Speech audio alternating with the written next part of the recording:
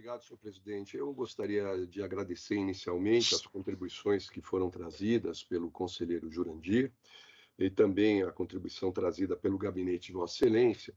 E gostaria de esclarecer que essa proposta que eu fiz em relação à legitimidade concorrente do Ministério Público de São Paulo e das câmaras revisoras do Ministério Público Federal em matéria eleitoral, que diga respeito à infração político-administrativa eleitoral não criminal, não é só uma proposta de natureza jurídica, é uma proposta que traz um conteúdo político também.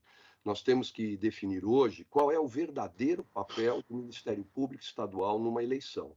Se o Ministério Público Estadual ele vai exercer um papel coadjuvante, um papel acessório, ou se ele, na verdade, vai assumir a condição de protagonista. Isso é fundamental. Mesmo porque nós não podemos esquecer, em primeiro lugar, que o Ministério Público Eleitoral é um órgão híbrido. É um órgão integrado no Estado de São Paulo pelo Procurador-Geral da República, Procurador Regional Eleitoral, perdão, que é o seu chefe, e que exerce também atividades correicionais, e por promotores de justiça, que são promotores estaduais, designados pelo Procurador Regional Eleitoral, depois de uma lista que é encaminhada pela Procuradoria-Geral de Justiça. Então, nós temos um ato administrativo aqui complexo, porque compete à Procuradoria-Geral indicar aos promotores que exercerão a função eleitoral, e o Procurador Regional Eleitoral compete a ele nomear ou impugnar, mas desde que o faça de forma fundamentada. O Ministério Público Eleitoral, ele era previsto na Constituição de 1946, só que ele nunca foi efetivamente constituído. E, evidentemente, que há um problema muito sério no que se refere às atribuições, não é? Tanto do Ministério Público Estadual quanto do Ministério Público Eleitoral. Eu quero aqui dizer e quero consignar com todas as letras, em primeiro lugar, que o Ministério Público Federal ele não lidera o Ministério Público da União. É importante colocar isso. O Ministério Público da União ele é integrado, como todos nós sabemos, pelo Ministério Público Federal, pelo Ministério Público Militar, pelo Ministério Público do Trabalho e pelo Ministério Público do Distrito Federal e Territórios. O Procurador-Geral da República ele pode ser qualquer integrante do Ministério Público da União.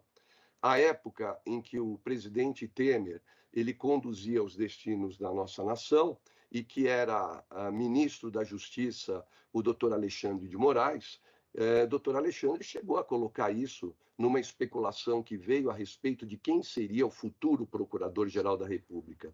Na verdade, reproduzindo o texto constitucional. Ou seja, o Ministério Público da União ele pode ter como chefe qualquer um dos integrantes dos ministérios públicos que o compõem. Recentemente não, há 4 anos atrás, nós tivemos a renovação dessa discussão e, novamente, dessa feita, o atual presidente da República, corretamente, deixou claro que ele poderia nomear qualquer integrante do Ministério Público da União. Então, eu faço essa observação, em primeiro lugar, para afastar a ideia equivocada de que o Procurador-Geral da República tem que ser um integrante do Ministério Público Federal e que ele nomearia os demais chefes do Ministério Público da União. Isso não é verdade. O Ministério Público do Distrito Federal e Territórios integram o Ministério Público da União. E ali, quem, na verdade, elege o procurador-geral são os integrantes, depois há a nomeação. Ou seja, não há indicação por parte do Procurador-Geral da República.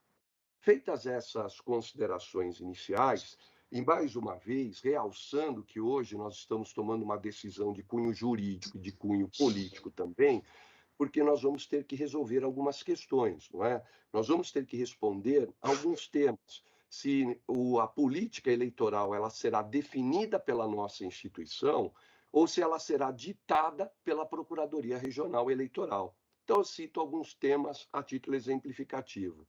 Qual vai ser a posição do Ministério Público de São Paulo na parte eleitoral a respeito da captação irregular de sufrágio, que é uma infração político-administrativa prevista no artigo 41A da Lei 9.504 de 97, em que a propositura da ação depende de prova pré-constituída. Qual vai ser a posição do MP de São Paulo? Qual será a posição do Ministério Público de São Paulo em relação ao abuso do poder político e do poder econômico nas eleições? qual será a posição do Ministério Público de São Paulo, eleitoral, em relação a abuso no direito de imagem, em que alguns administradores públicos eles se utilizam, por vezes, quando candidatos a cargos eletivos, de sites e de mecanismos de divulgação oficial para única e tão somente fazer proselitismo de natureza pessoal e de natureza política. Qual vai ser a posição do Ministério Público de São Paulo em relação aos casos envolvendo improbidade administrativa na área eleitoral? O artigo 73 da Lei das Eleições, ele vem e diz que a prova aqui também precisa ser uma prova pré-constituída. Nós temos também que ter clareza se a política de enfrentamento à fake news será ditada ou será levada adiante pelo nosso Ministério Público, assim como o próprio enfrentamento da lei ficha limpa. Nós temos também que responder algumas perguntas. Qual vai ser a política do Ministério Público de São Paulo eleitoral no que se refere à acessibilidade? Nós passamos por uma situação verdadeiramente inaceitável há muito tempo, em que pessoas com deficiência não têm acesso aos locais de votação, em que tetraplégicos são levados até a urna acompanhados de uma pessoa da sua confiança para ali exercerem o direito de voto, quando o sigilo acaba sendo atacado de forma veemente. E nós vamos ter também que responder algumas questões de natureza penal e processual penal. Nós vamos ter que dizer quem é que vai fazer audiência de custódia em se tratando de crime eleitoral. Se é o juiz eleitoral que não tem atribuição, ou se é o juiz criminal que não tem atribuição em matéria eleitoral. Vamos ter que tratar do acordo de não persecução penal em relação a crimes eleitorais, porque aqui tem um bem jurídico que precisa ser evidentemente tratado e enfrentado, e nós vamos ter que responder a uma pergunta também que é muito importante. Se o Ministério Público de São Paulo entende que o artigo 236 do Código Eleitoral foi ou não recepcionado pela Constituição Federal de 88. Artigo 236, que diz que nenhum eleitor pode ser preso 5 dias antes do pleito, nem 48 horas depois. E nenhum candidato pode ser preso 15 dias antes do pleito e nem 48 horas depois, salvo as hipóteses de prisão em flagrante, de desrespeito a salvo-conduto ou de sentença penal.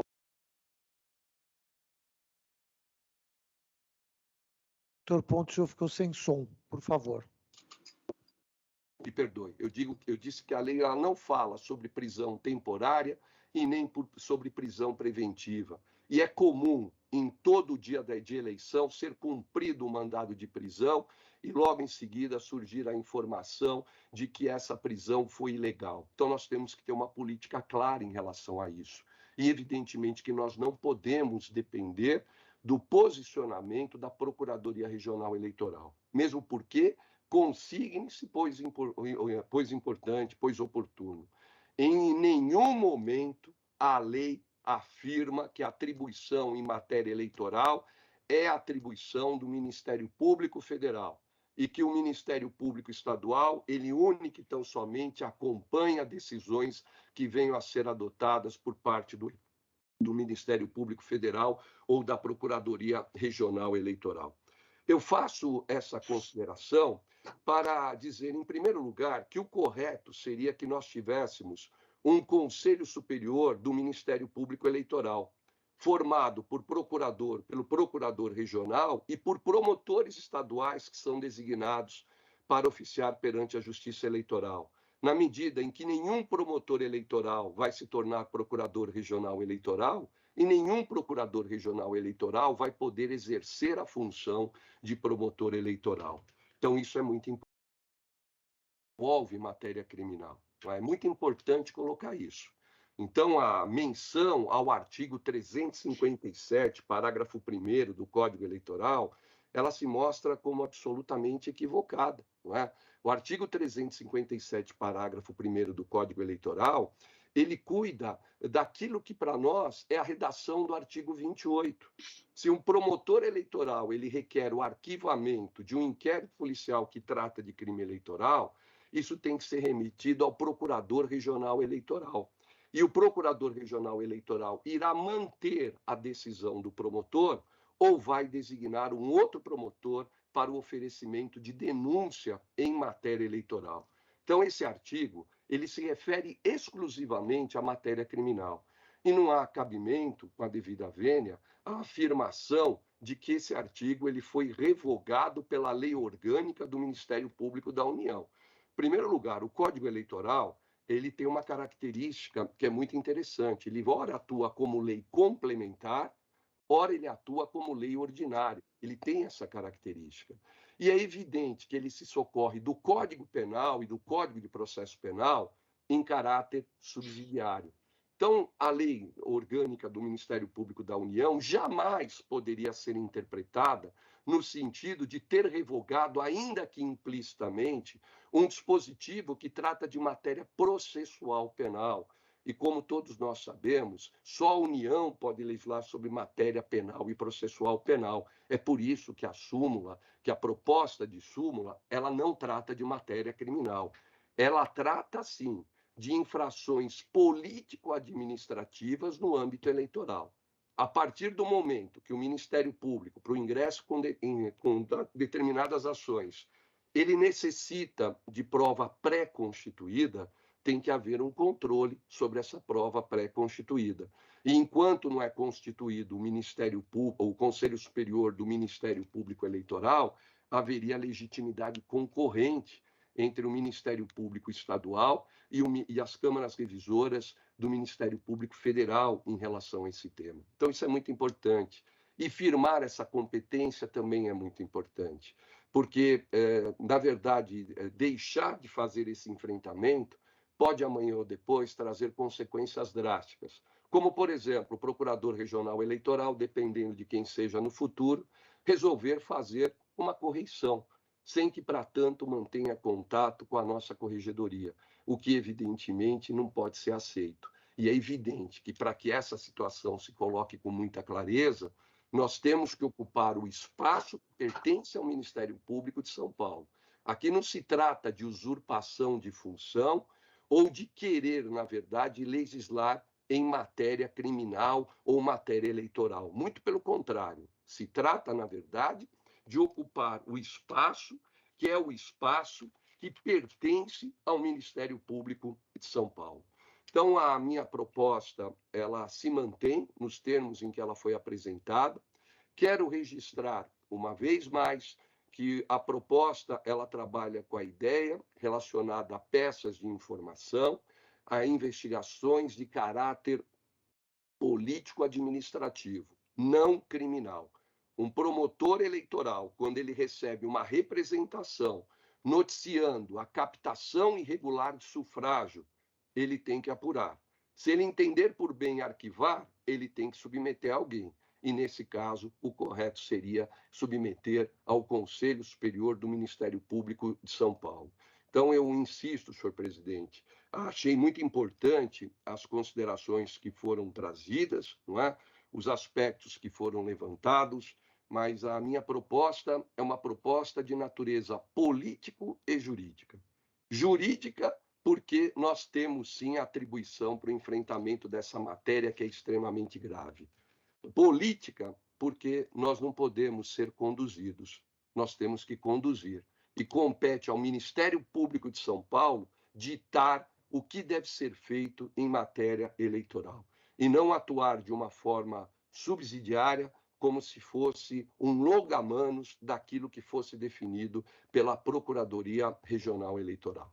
Então, essas são as minhas considerações, e, uma vez mais, eu insisto na proposta, nos termos em que foi apresentada. Gente, eu queria aqui fazer uma observação da questão relacionada à legitimidade concorrente por uma razão que me parece muito importante. Nas eleições para prefeitos e vereadores, não é, nós vamos ter uma atuação do Ministério Público Eleitoral junto ao juízo da zona eleitoral, não é, muito mais acentuada do que nas eleições para governador do estado, senador, deputados federais e deputados estaduais. Nesses casos, quem vai conceder ou não registro de candidatura não vai ser o juiz eleitoral, vai ser o Tribunal Regional Eleitoral. Assim como quem vai analisar os casos de propaganda irregular será o Tribunal Regional Eleitoral por intermédio de uma comissão de juízes auxiliares, que é designada em todos os anos eleitorais, quando nós estamos diante de eleições para governador, senador, deputado federal e deputado estadual. É por esse motivo que a proposta ela fala em legitimidade concorrente. E tem um aspecto político aqui também importante. Me parece que não é conveniente aqui nós entrarmos numa rota de choque absoluta em relação ao Ministério Público Federal. Então, nesses casos, se eventualmente houver um arquivamento por parte do Procurador Regional Eleitoral, ele vai submeter à Câmara Revisora. Agora, naqueles casos em que o promotor eleitoral é instado na comarca para se manifestar, para tomar providência com captação irregular de sufrágio, para retirada do ar, por vezes, de emissora, de rádio, de televisão, a candidato, partido político ou coligação, e quem vai ter o controle será, no meu sentir, deveria ser o Conselho Superior do Ministério Público. Hoje o que acontece é uma situação um tanto quanto anômala, como bem foi colocado pelo conselheiro Saad. Promotor eleitoral, por vezes, ele solicita o arquivamento e é encaminhado um ofício noticiando isso à Procuradoria-Geral. Isso traz uma situação de vulnerabilidade muito grande.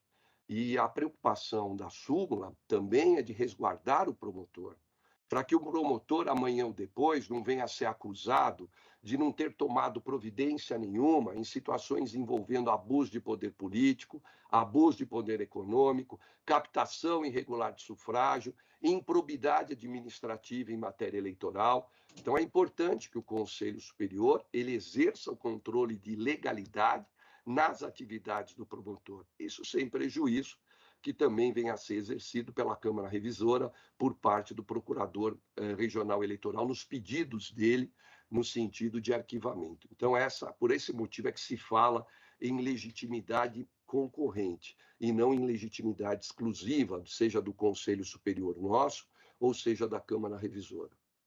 Eu gostaria aqui de ratificar o que foi colocado pelo Dr. Bonilha e gostaria de analisar o que foi também lançado pelo Dr. Motauri. O Dr. Motauri disse que a nossa atividade é uma atividade delegada. Me parece que há um equívoco nessa afirmação. A nossa atividade não é delegada.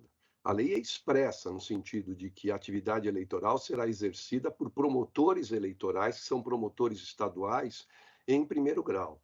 Se nós entendermos que a atividade é delegada, o Ministério Público Federal ele poderia assumir, né, a atividade eleitoral em primeiro grau. E isso traria consequências não só no campo jurídico, mas no campo institucional, porque, como os colegas sabem, os promotores eleitorais, os juízes eleitorais, eles recebem verba eleitoral. Se eu entendo que a atividade é delegada e ela pertence ao Ministério Público Federal, é muito simples. É só o Ministério Público Federal designar procuradores da República para atuar em matéria eleitoral e o Ministério Público Estadual não atuaria mais. Essa discussão já foi levada ao Supremo Tribunal Federal por parte da magistratura, porque o que se argumentava também é que a competência para a matéria eleitoral seria da Justiça Federal exclusivamente e que não haveria necessidade de atuação de juízes estaduais. Esse feito, salvo engano, foi distribuído ao ministro Gilmar Mendes Ferreira, e ali ele deixou claro, com todas as letras, que não se tratava de delegação de atribuição. Aliás, não se delega o que não se tem. E ainda que nós pudéssemos cogitar de eventual delegação, não se delega jurisdição. O juiz, quando manda expedir uma carta precatória, ele não está delegando jurisdição. Então, não é o Ministério Público Federal, por intermédio do Procurador Regional Eleitoral, que está delegando algo ao Ministério Público Estadual por favor ou por deferência. Nós já tivemos uma situação muito interessante. Eu fui responsável pela assessoria eleitoral à época do Dr. Fernando Grela Vieira, que criou a assessoria eleitoral. E foi um projeto que eu apresentei à Sua Excelência, que acabou sendo acolhido, que quebrou o modelo que era adotado. Antes, o promotor eleitoral, ele era designado tomando por base quem era o juiz eleitoral. Nós tínhamos colegas que eram promotores eleitorais ad eterno, e tínhamos colegas da Barra Funda que, quando muito, se tivessem muita sorte na carreira, exerceriam a função eleitoral uma vez na vida. E agora não, se adota um critério objetivo, um critério que leva em consideração a antiguidade e leva em conta ainda quem nunca foi promotor eleitoral. Esse mesmo critério também é adotado no interior. Quando nós apresentamos os 2 atos normativos tratando desse tema, houve representação no Conselho Nacional do Ministério Público, por parte do Procurador Regional Eleitoral de São Paulo, à época. E lá no Conselho Nacional, o que ficou definido em procedimento próprio é que a atividade eleitoral não era atividade exclusiva do Ministério Público Federal, muito pelo contrário, era uma atividade do Ministério Público Federal, no caso pelo Procurador Regional Eleitoral nos estados e por promotores estaduais. Nós vencemos essa demanda no Conselho Nacional do Ministério Público. Isso trouxe uma resignação danada por parte da Procuradoria Regional Eleitoral, que cortou a verba eleitoral dos promotores. Isso fez com que nós ingressássemos com uma nova medida e fosse definido que a verba eleitoral não era o Ministério Público Federal, por intermédio da Procuradoria Regional Eleitoral, que diria se o promotor receberia ou não. Mesmo porque essa verba é passada para o TRE, e é o TRE que efetua o pagamento do promotor da verba eleitoral. Então, não tem delegação aqui. Se nós entendermos que há delegação, amanhã ou depois nós vamos enfrentar uma situação delicada. O Procurador Regional Eleitoral, que é também corregedor eleitoral, e a correção vai se dar em matéria eleitoral, ele pode dizer o seguinte: eu posso sim adotar providências em face de um promotor que não tenha agido em consonância com a lei, porque eu exerço cumulativamente a Procuradoria Regional Eleitoral e a Corregedoria Eleitoral. Aliás, essa questão foi aventada. Alguns anos atrás, quando era corregedor, o doutor Antônio de Pádua Bertoni Pereira, que atuando com uma habilidade absolutamente singular e com firmeza, veio e disse o seguinte: não, isso aqui não é atividade delegada. Eu não vou admitir, em hipótese alguma, que haja intervenção na atuação de um promotor estadual. Ele fez o que deveria ser feito, não é? E quero falar também sobre o Tribunal Regional Eleitoral. O Tribunal Regional Eleitoral ele é presidido por um desembargador estadual. Ele tem um corregedor que é um desembargador estadual.